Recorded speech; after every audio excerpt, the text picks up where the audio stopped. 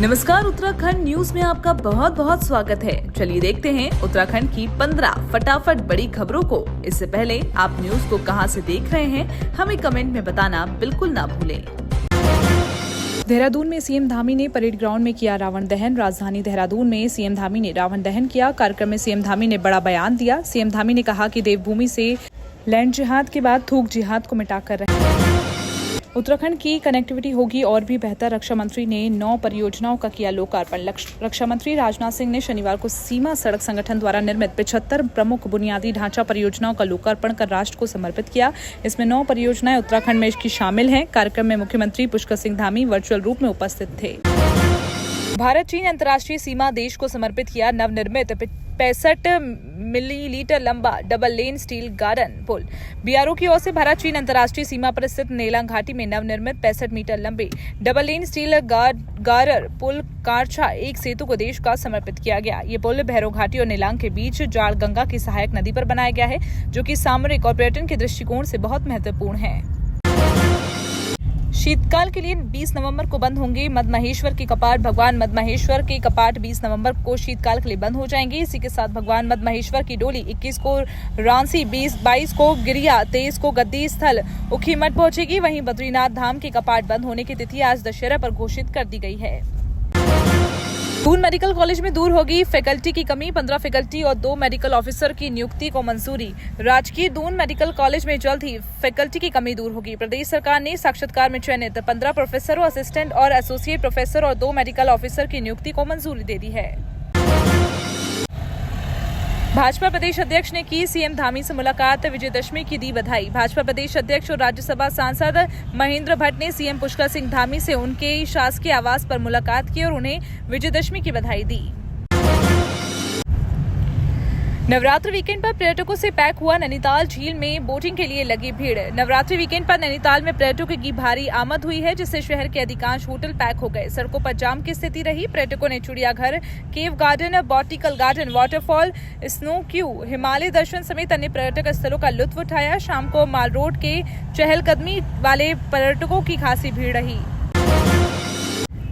Singapore के investors पर धामी सरकार की नजर। उत्तराखंड में निवेश का दिया न्योता। उत्तराखंड में इन्वेस्टर समिट के दौरान 3.5 लाख करोड़ के एमओयू साइन किए गए, जिन्हें धरातल पर उतारने की कोशिश की जा रही है। इसी बीच उत्तराखंड सरकार सिंगापुर के बड़े निवेशकों को राज्य में निवेश के लिए आमंत्रित कर रही है, जिस पर पत्राचार किया जा रहा है। उत्तराखंड सरकार सिंगापुर के निवेशकों को राज्य में लाने के प्रयास कर रही है। इसके लिए सिंगापुर के करीब 60 से ज्यादा निवेशकों को आमंत्रित किया गया। राज्य सरकार की कोशिश है कि प्रदेश के निवेशकों की एक्सपर्टीज का फायदा लिया जाए और इसके लिए उन्हें निवेशकों को आमंत्रित किया है जो अपने क्षेत्र के एक्सपर्ट हैं। फिलहाल इन कंपनियों के रिस्पांस का इंतजार किया जा रहा है।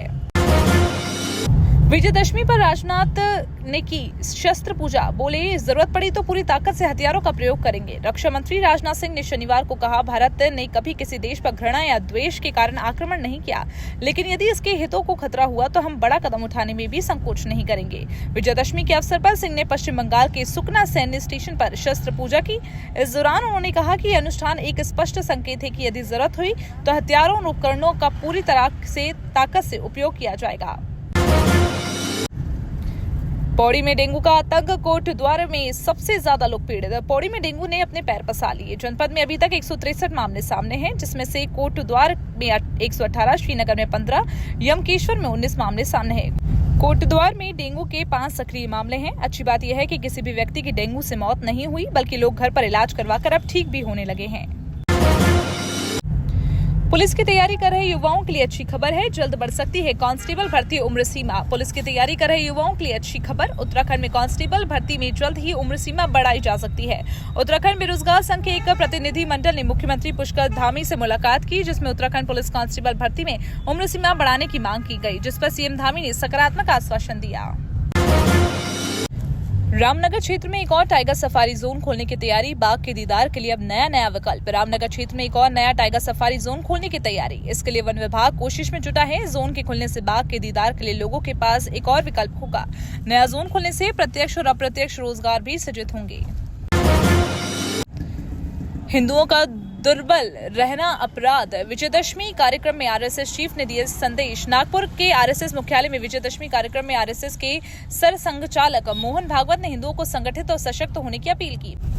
बांग्लादेश में हाल ही में हुए हिंदुओं पर हिंसक आक्रमण की घटनाओं का उल्लेख करते हुए उन्होंने कहा कि दुर्बल और असंगठित होने का मतलब अत्याचार को नियंत्रण देना है। मोहन भागवत ने देश को कमजोर करने वाली ऐसी ताकतों से सावधान रहने की जरूरत बताई।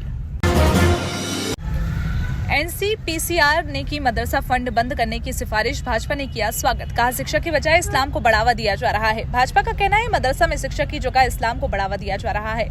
भाजपा प्रवक्ता RP सिंह ने कहा कि मदरसों से दूसरे धर्म के बच्चों पर धार्मिक ज्ञान थोपा जा रहा है, मगर शिक्षा के अधिकार के तहत जबरन ऐसा नहीं किया जा सकता। उन्होंने राष्ट्रीय बाल अधिकार संरक्षण आयोग की सिफारिश का स्वागत किया। उत्तराखंड में साइबर अटैक से निपटने को प्लानिंग, सभी विभागों को साइबर सुरक्षा देने की तैयारी। उत्तराखंड में हुए साइबर हमले के बाद राज्य सरकार ने सभी विभागों के लिए एक विस्तृत साइबर सुरक्षा कार्य योजना बनाने का निर्णय लिया। इस योजना के तहत सभी विभागों में साइबर सुरक्षा के लिए नोडल अधिकारी तैनात किए जाएंगे और त्रैमासिक या छमाही ऑडिट कराए जाएंगे। साथ ही सभी कार्मिकों को साइबर सुरक्षा के संबंध में प्रशिक्षण भी दिया जाएगा। ये तो थी उत्तराखंड की 15 बड़ी खबरें। रोजाना ऐसे ही सबसे पहले अपडेट पाने के लिए चैनल को सब्सक्राइब करना बिल्कुल ना भूलें। साथ ही वीडियो को लाइक भी कर दें। धन्यवाद।